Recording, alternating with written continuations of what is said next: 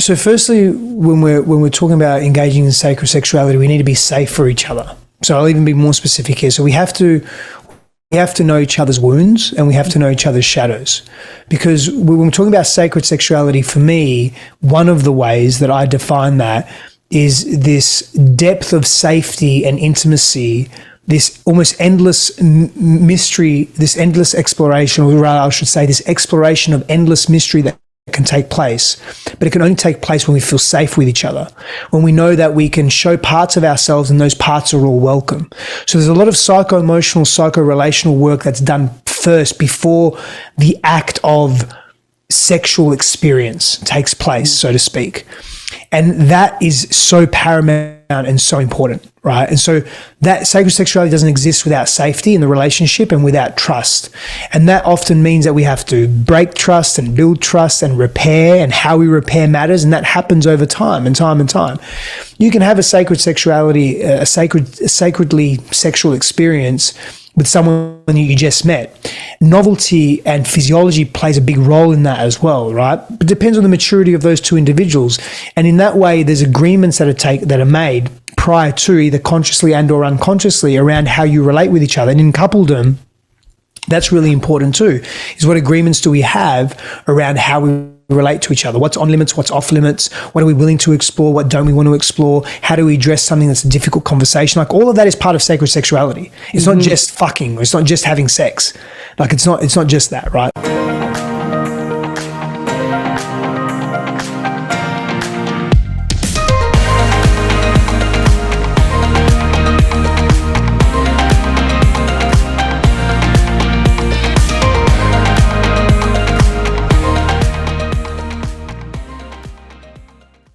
I want to welcome on my guest, Stefanos Sifandos. He's a behavioral scientist, leading relationship expert, trained educator, and the co-founder of Elementum Coaching Institute and the MPowered Brotherhood. Stefanos is passionate about leading people closer to the highest potential. He has worked with thousands of men and women from all walks of life, special force soldiers, Olympic gold medalists, elite fighters, and everyday people. Stefanos' philosophy merges the best of Eastern and Western modalities to promote spiritual balance and empower people to live in love. From trauma release to navigating the murky waters of modern masculinity, to helping men and women escape negative patterns and cultivate a positive sense of self, as well as restructuring and reframing their relationships with themselves and their loved ones.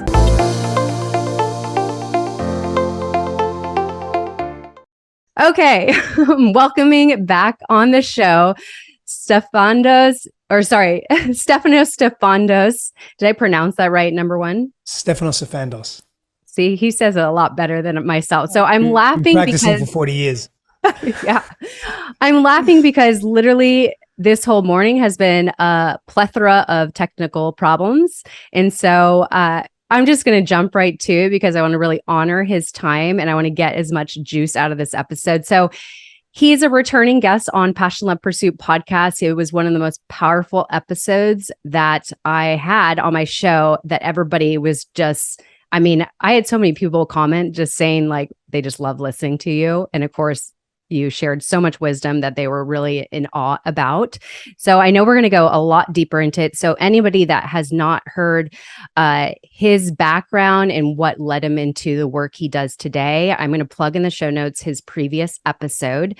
And there's just so much to learn, but I just want to jump right into the goodness. So first, I know as we were touching on before we press record, you have a new addition to your family, you and Christine, your wife. And I wanted to touch on the reason why I'm bringing this up first is even though a lot of us have done the inner work before, there's always new challenges that arise. And I'm just curious from you, what has been some new lessons you've learned in the process of having a new baby in the house? How has that possibly had new things arise for you or new challenges that you've been working through?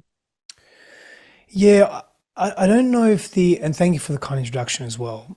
I don't know if they're new challenges. I think they're challenges that I've been aware of that are now being shaded differently and flavored differently. And there's more depth to these challenges. So for example, I grew up in a very volatile, violent home, and I grew up with enmeshment with my mother as well, and just challenges in relating and becoming a people pleaser and wearing masks and not really being myself. And as a result of that, as an adult, really allowing my pendulum to swing the other way and becoming quite selfish.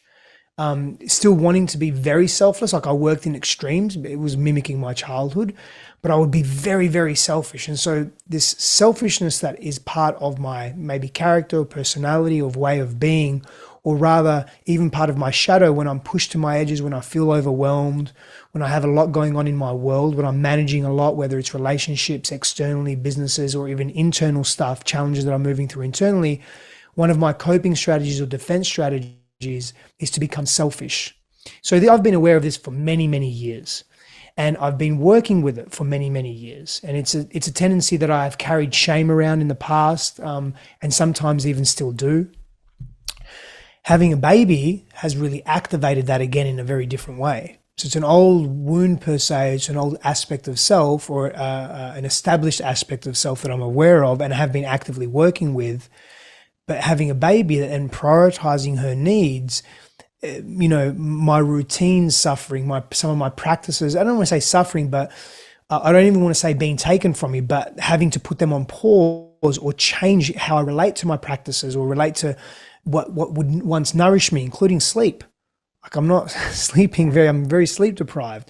Definitely not as much as my wife, but I'm sleep deprived. And so there's a lot of challenges around that. And so my tendency is to want to become selfish and retract and do all these things for me and pull away at some level. But there's also this very strong pull towards wanting to be very present with my daughter and be in her space and watch her grow and support her and support my wife and teach my daughter and learn from her and all that, just be in her grill, really, just get in her grill, get in her space.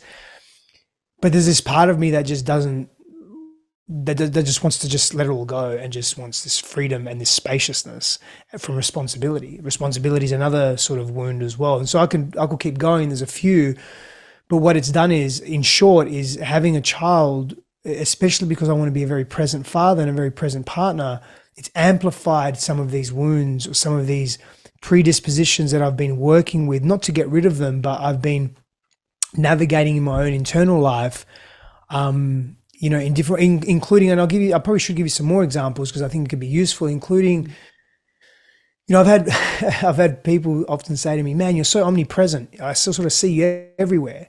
Like I can't do that in them anymore. Like, so I've felt insignificant, not that I can't do that anymore permanently. So that my focus and my attention is with my family and being really present to the routines and the structure of my daughter and what she needs so she can sleep well and eat and grow, healthily in all the different ways. And so I've felt a little insignificant, and working with that part of my ego as well, and so again, is insignificance a new thing for me? No, definitely not. I experienced insignificance growing up. That's one of the reasons why I became, I moved into people pleasing, why I contorted myself so I could be what other people wanted me to be, so I could be significant, I could derive significance. I would do really extreme things as a teenager so I could experience significance. So we all do this, we just do it in different ways. And so, that's come up for me as well, that acronym FOMO, fear of missing out.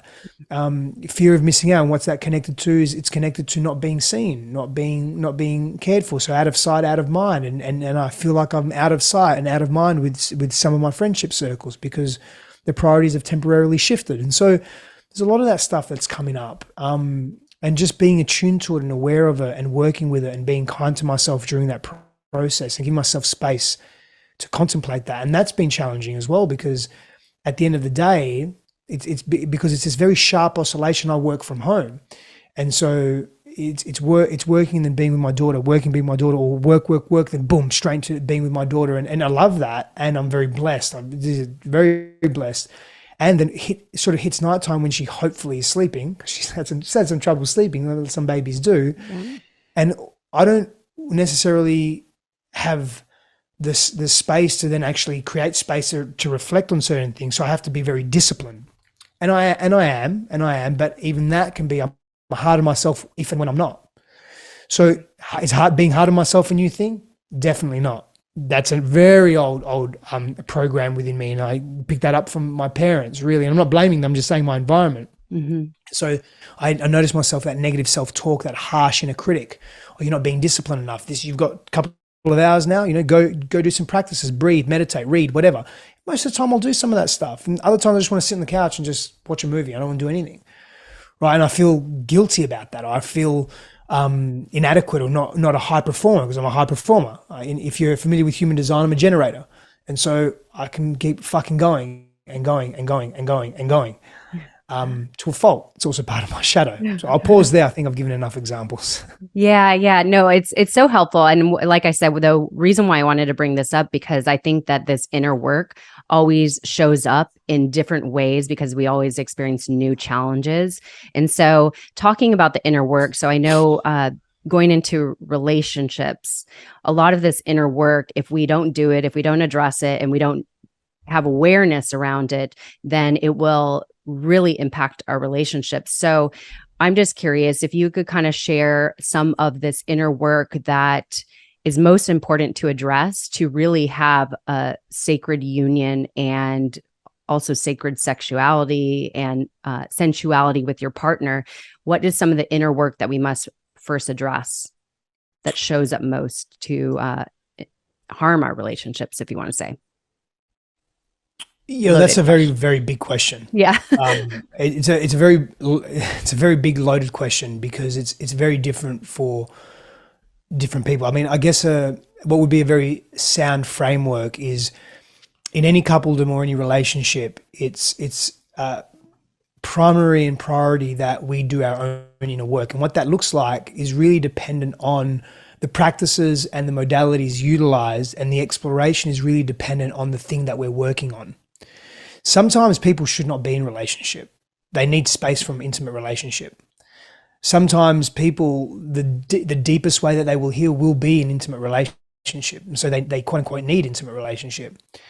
But primary is focusing on self. And again, what that looks like is going to be very dependent on what that individual is working through, the themes that they are working through in where they are in their lives. So it could be dealing with impatience and aggression. It could be dealing with physical and or sexual abuse that they experienced. It could be patterns that they've developed as a sensitivity to an environment growing up, maybe violence, right? And how that shows up in relationship.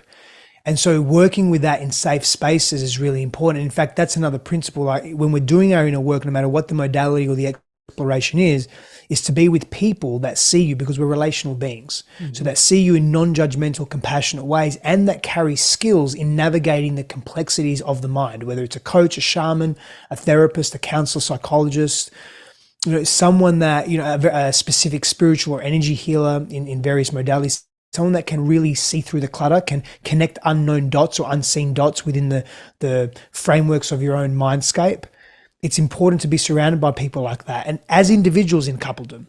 And then when we're coming together, there's nothing wrong with doing quote unquote couples counseling, even when nothing's quote unquote wrong. It's having insight, having reflection, having someone see both of you that is more of a neutral space, right? Mm-hmm. That can be very useful. Prioritizing your relationship. So couples that want to prioritize sacred sexuality need to have moments and create moments of intimacy. And it's not just sex or penetrative sex. Sexuality can be expressed in multiple ways. Sexuality for me is intimacy. And part of that is penetrative physical sex for sure. But it's also intimacy. It's sharing challenges and overcoming those challenges in really astute, compassionate, loving, connected ways, right? That's another form of intimacy. Spending time together in joy and fun and play, like really prioritizing that and setting time aside for that in our very busy, directional orientated schedules, our structured schedules that we have, from 12 to 1, I'm doing this, and from 1 to 3, I'm doing that. And that's sort of the lives that many of us live. Yeah. And that's not a bad thing or a good thing. I think we do it in excess generally. But then if that's how we operate and that's how we structure our lives, then it may be important to also bring some of that into our intimacy as well. So that we just have space allocated for that. It can be a really important thing as well.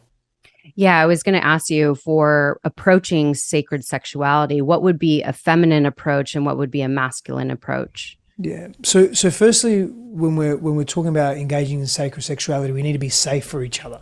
So I'll even be more specific here. So we have to know each other's wounds, and we have to know each other's shadows. Because when we're talking about sacred sexuality, for me, one of the ways that I define that is this depth of safety and intimacy, this almost endless mystery, this endless exploration, or rather I should say this exploration of endless mystery that can take place.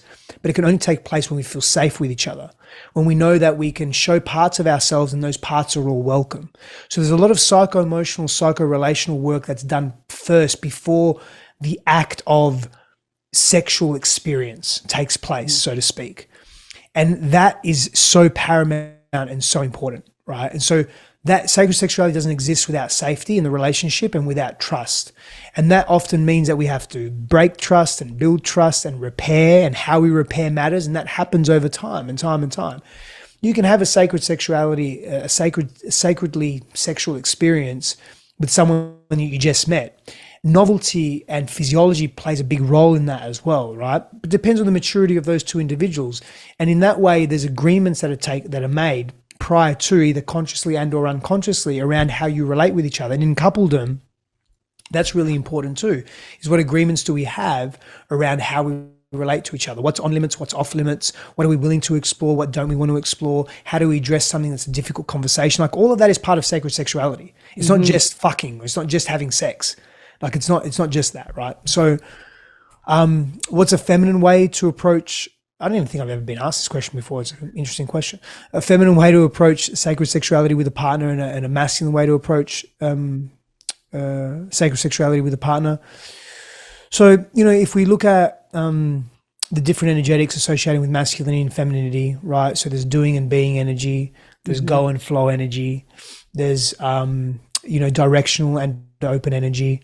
And so if we just take yin yang, right? If we take this directional energy being very masculine, so the masculine energetic would lead, would have everything structured and set up, would set the scene for that experience to unfold, right? And that's interesting. The unfolding is really a feminine approach. So one doesn't exist without the other, but that masculine approach would really lead the situation, would really guide the situation.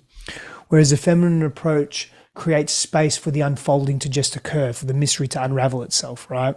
But even that, again, creating space, there is some element of structure and that's required in that. So the focus just becomes on unfolding and exploration and mystery. Whereas with the masculine, the focus becomes on, this is the practice in sequence that is going to lead us to a particular objective or outcome, right? Outcome is part of that masculine energetic as well. So there's maybe two different approaches per se. Yeah, I think that's really useful for women and men to hear this, the difference, because it's how you're going to show up in the relationship, whether you're a female or a male. So I think it's something to kind of be aware of, at least for the approach to create that space. But as you talked about, the first foundation needs to be created. So would you say that most of it comes down to really having this intimate conversation with one another, expressing our wounding and where we feel there's a heaviness or our triggers or whatnot? What do you think? How should that be approached in a relationship first, that foundational piece? Yeah, as I mentioned earlier, like, we're doing our own inner work, so we're cultivating tools around how to communicate and how to be with each other. We're addressing proactively as partners, at least one of us are, the importance of working through our own traumas and sharing and being honest with each other and say, hey, when I was younger, I experienced this in my previous relationship. This was my experience. I'm still healing from that. This is a trigger point for me. I really appreciate being seen and being asked questions about how my day was. This is important to me. I really appreciate the home being in this particular way. These are my highest values. Like, sharing openly with each other, asking each other questions, getting curious. like setting the standard for how we want to communicate. Hey, I experienced a lot of rage and aggression growing up. Whenever someone raises their voice, I retract, I go into flight mode. My nervous system is overactivated. I want you to know that. So can we make an agreement that we don't scream at each other? And if that happens, then what's the protocol for that? Do we create some space from each other? Do we apologize? How do we apologize? Just having really fucking honest conversations that most people cannot be bothered having because it's too much effort. That's sacred sexuality. That's sacred intimate relating, is putting effort into the fucking relationship. But most of us don't want to because we're too busy playing video games or seeing how much money we can make or focus on the residual meaningless fucking habit that we're engaged in. Sorry to go on a diatribe. No, I love it because you're so right. I'm speaking for myself too, by the way. Like, I'm not saying, oh, look at me, I don't do any of that. I fucking do it too. So yeah.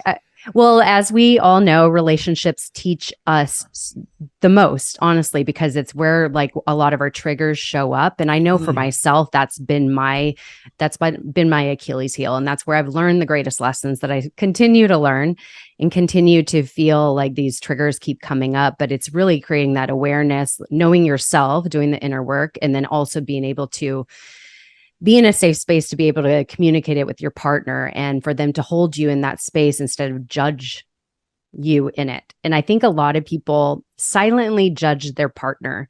What would you say to that? Because I think that, there's a difference between, and I've heard you talk about this, like holding the space for either, whether it be a relationship, a friend, or a relationship, your partner, is really that non-judgmental space. And so what would you say because if I were to look at myself, I know I sometimes judge 100%. I think we all do. I think it's a human nature thing to do. So what, if somebody feels they are judging their partner, what do you think they're to work on? What would you say to that person that is possibly not being more supportive? Yeah. So judgment is generally one of two things: either something that we haven't owned within ourselves, and so there's a envy or jealousy there within someone else because we won't own it within ourselves. And I'll give an example in a moment.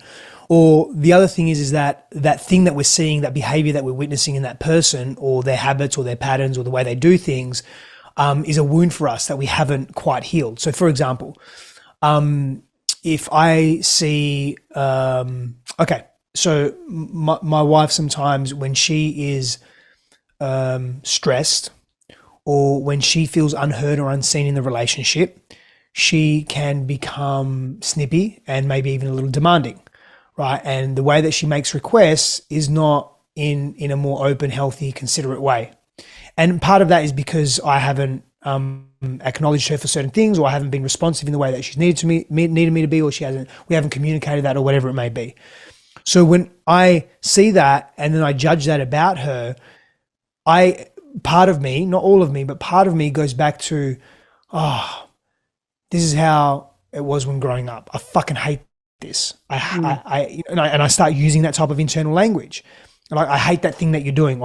And there's me judging because I haven't, in those moments, not that I haven't fully healed it, or maybe I haven't fully healed it, but in those moments, I'm activated in a moment of weakness or a moment of whatever it may be, where I'm judging that because it's still affecting me. I'm charged by it emotionally, right? And I'm not regulated in my nervous system in those moments.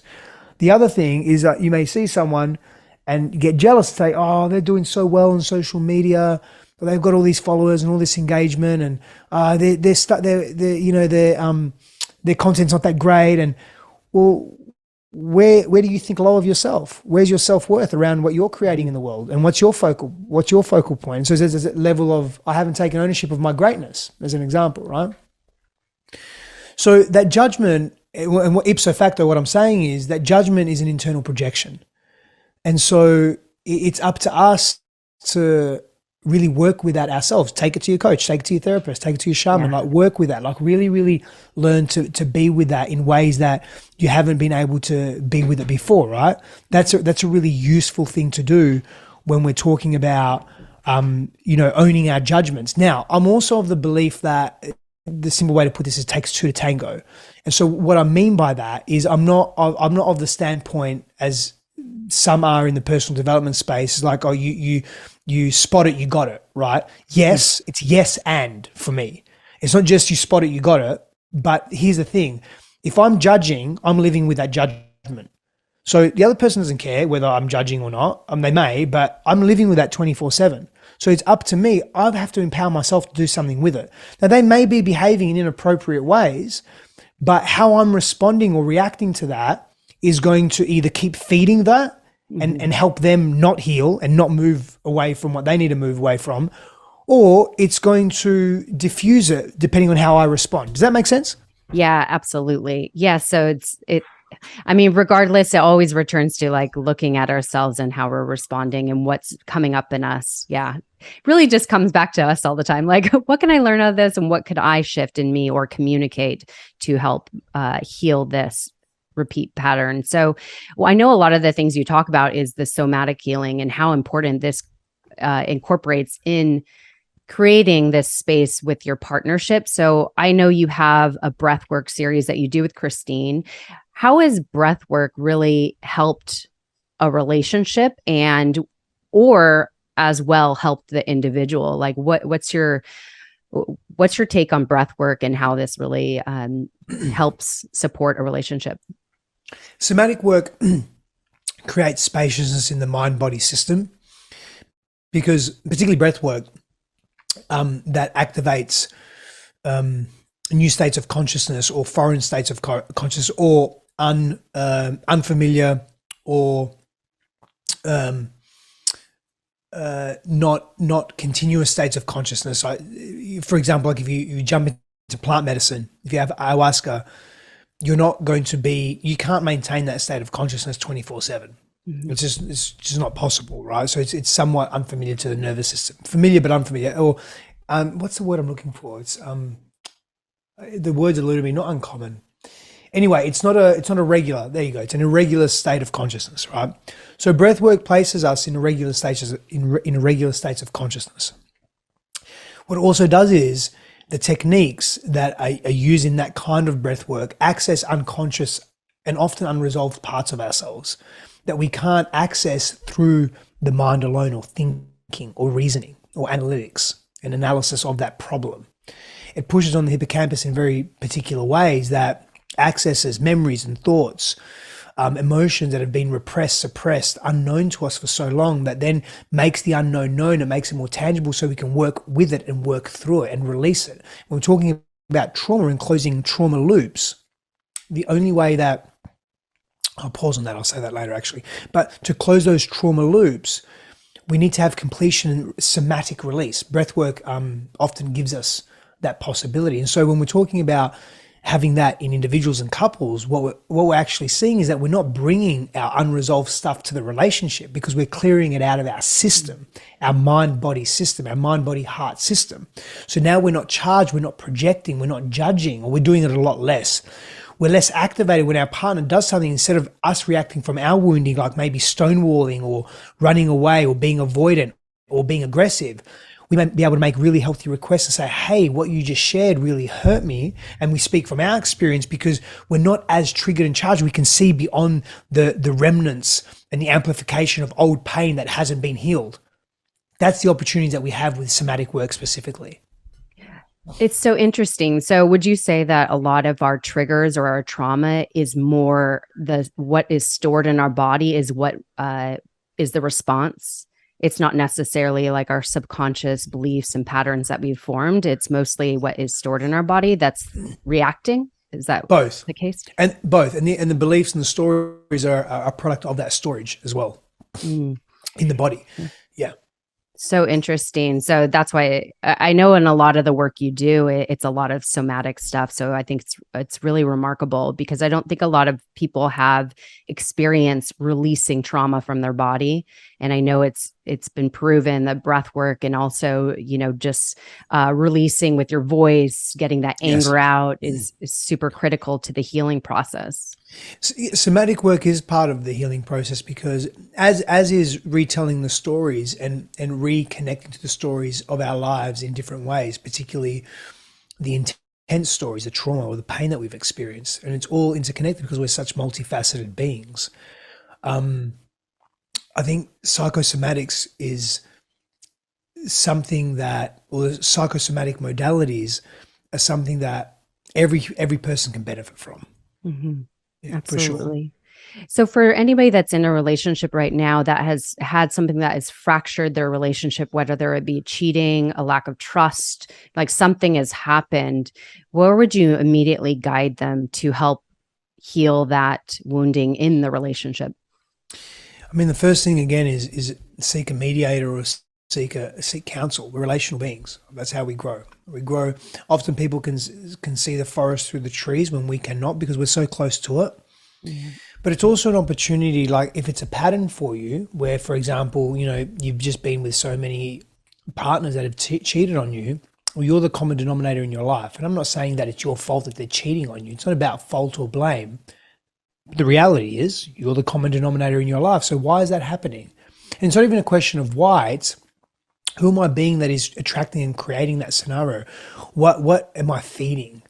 What does that act feed within me? What story does it need to reinforce within the ego? What belief systems are playing out? What pain points and wounds are there? What familiarities keep turning over and over and over because I don't want to, I'm too scared to be in unfamiliar territory, even though it's better for me, even though it's healthier for me.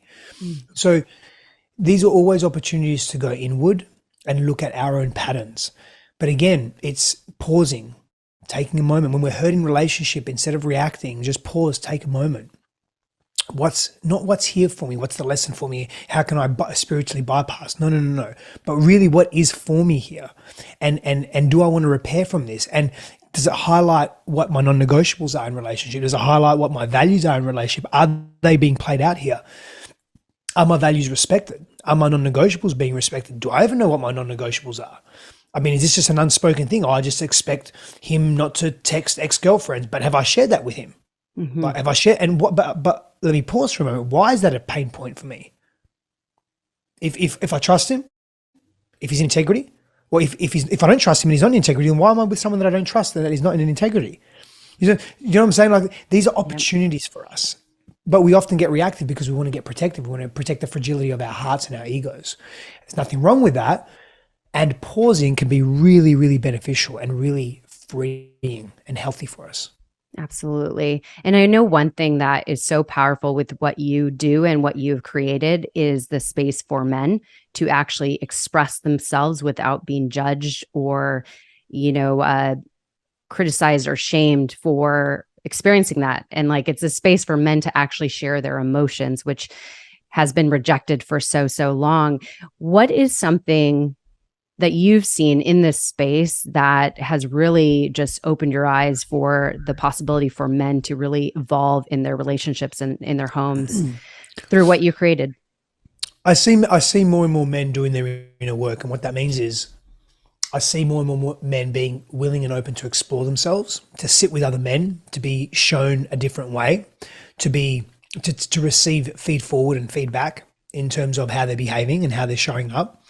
Men that are wanting to change and wanting to not be dictated by their past, men that are willing to release and emote when appropriate, in appropriate ways, not in leaky ways for the sake of being vulnerable because that's what society says, but because being truthful with themselves is a path to freedom, and freedom is something the masculine deeply craves in so many different ways. And so I'm seeing this and I'm witnessing this, and it's beautiful, and it's men that have been damaged and abused, that have harbored that and have behaved in very autocratic or withheld ways or very violent ways in their lives, are now changing that towards themselves, towards others. They're shifting that paradigm. They believe that there's a way through. And this isn't the softening of man. To me, this is the development and the strengthening of man as well. I think it's important for men to have range, something that I strive for in my own self. And, I was reflecting on this the other day, and I often say I'm grateful for my ability to be in range, like to be really strong in certain areas, but then to also access my emotional being.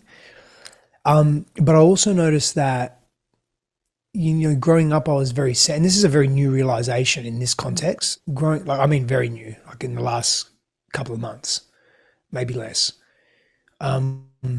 And I do have range in my emotional expression, my ability to hold and be with myself, and then,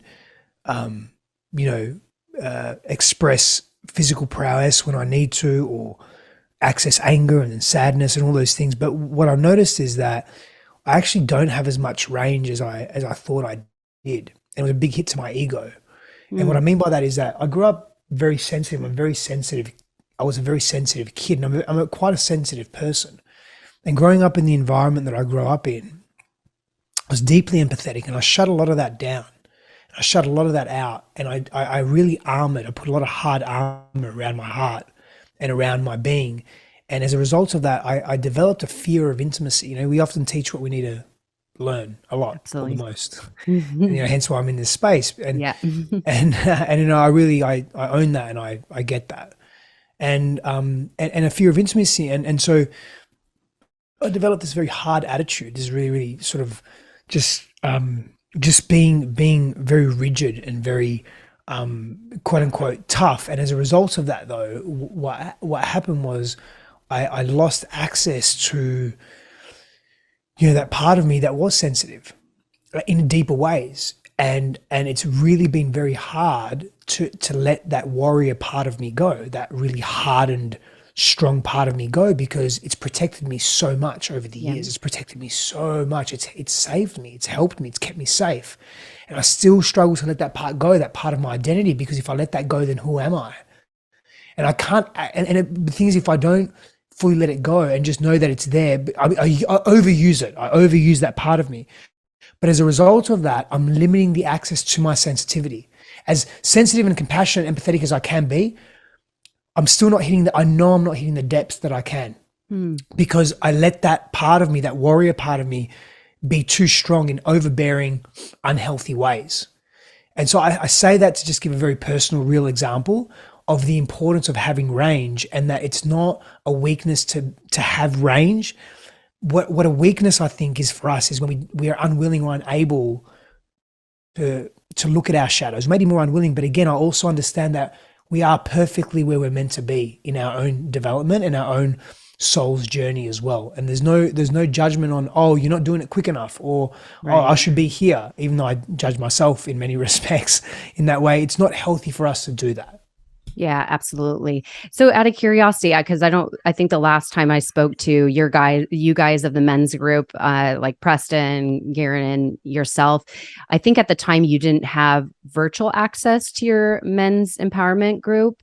Do you now have that? Just because I have a lot of listeners that are, oh, perfect. So I have a lot of listeners that are international or in the States, and I so encourage men to check this out. So now that you have virtual access, they could find that on your website, or where would they best find that? On my website, stefanosifandos.com or MPoweredBrotherhood.com. It's with an M, so MPoweredBrotherhood.com. Awesome. So I'll include that. That's so exciting. I'm like I said, I love what you guys are doing. It's so necessary. And I think it's a space that is very desired for men, but they don't know where to go. So I thank you for all the work you're doing in everything. And also you have your breath work for the feminine with you. You do that with Christine, and you have that continuously coming up that people could join. Yeah, every month. The next one is, and I don't know when this will air, but the next one is December 12th. And we do it every month. The date changes every month, but the next one will be sort of mid-January again. This month, in December 12th, the theme is grief. There's a theme for every month, and they're 3-hour immersives. Breath work is a big part of that. Yeah, we do a bunch of practices as well, and there's experiential exercises, namely around intimate relating, vulnerability, masculine, feminine polarity, sacred sexuality, sacred intimacy, really understanding men and masculine in a different way. This is for women only as well.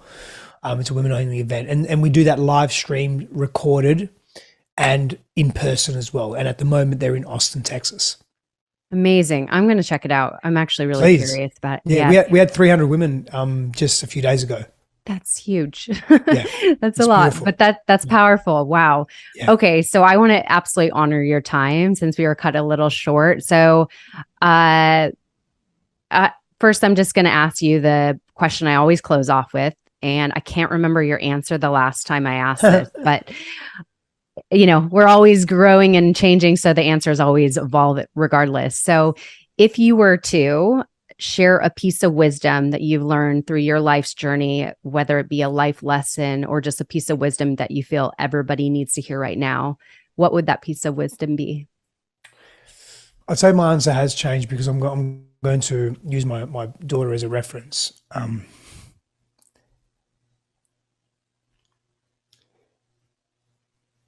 She's so precious, and seeing the world through her experiences and her movement, I don't take that for granted, but I did probably for the first few months, because I was stuck a little bit in my own pain of insignificance and overwhelming change in my life, changing so much. My freedom is my biggest wound and my biggest value, and feeling restricted, although that wasn't the case, but I felt that. And I was very present with her, absolutely. But I feel that there was parts of me that weren't, and I have some regret around that. And my response to your question is to savor and really value the moments that mean the most to you as a human. And being a father has opened my heart in ways I can't even express. I can't put words to. And watching her grow and being able to be present to that and being available to that is a real gift. And I've noticed just in the last 8 months where I haven't appreciated that to the extent that I could have. And it's not that I feel bad about that. It's more that I feel like I've missed something. And so for the things that matter to you the most, that really matter to you, drop the insignificant shit and just be with the people and yourself in ways that is really attentive and present. Thank you. Thank you for sharing your heart, and especially what's on your heart right now. I think that is a powerful piece of wisdom, because I remember this is a little different, but since my dog that I mentioned before we press record, he was so significant in my life. He was like a child to me, since I've had many lives with him. And I remember when I lost him, it gave me that same reflection that, if I only went for that extra walk, if I only was, when he wanted to go to the dog store, I took, just, you have those reflections and those regrets, and it makes it crystallizes the importance of what's important to you, to just really be present and not thinking about, oh, I got to do this like business thing, this email, this, it's like, it's important piece of wisdom. So thank you so much for that. Stefano, I am so grateful for you and all your work, especially that you do. It's really profound. You're an expert in this, and it's mostly because you've been through the trenches and the work yourself. So I admire everything you're doing, you and your wife. It's remarkable. And I'm honored to have you back on the show. Anyways, I forgot to mention your book. I know you have a book coming, but it had to be pushed back a little bit, but I want people to be excited about it. So Can you just share a little tidbit about your book that's coming in the future? Thank you. Tuned In and Turned On is the book, and it should be September 2023. It's nearly finished, actually, but there's a bit of work that needs to go into it. But it's a book on intimate relating and sacred sexuality, and it's a compilation of so many of my what I call like best maybe poetry, but philosophical poetry, sexual sermons. I don't know what they're called, but it's really about intimacy. And then the book is split into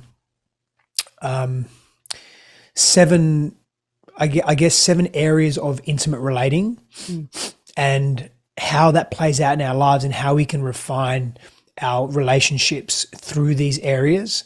And then each area as well is accompanied by about anywhere from 11 to 14 of these musings, if you like. It's probably a better term. And these musings are really activating. They come with illustrations as well. It's really, really powerful. But it's essentially a book on, evolving our relationships and our consciousness in relating. Beautiful. And I know you share these very provocative posts on your socials. And is it something in regards to that? Yes. Amazing. Yeah. But there's a lot of, it's more than just musings. Musings are just part of the actual book. It's telling a story of absolutely conscious relating and conscious relationships, and how we can get the most out of ourselves, and in healing our individual lives so that we can be more clear and present and profound in relationship. I love it. Thank you so much. Oh my gosh, this has been absolutely amazing. Everybody, of course, go follow Stefanos. I'm going to say it right. Hold on. Stefanos Sifandos. Got it. Yes. So hard. It's such a beautiful name, but it's obviously it's a tongue twister. Anyways, this has been such an honor. Thank you so much for all your work and all your time today, and everything you've shared is truly remarkable. Thank you. Thanks, Erica.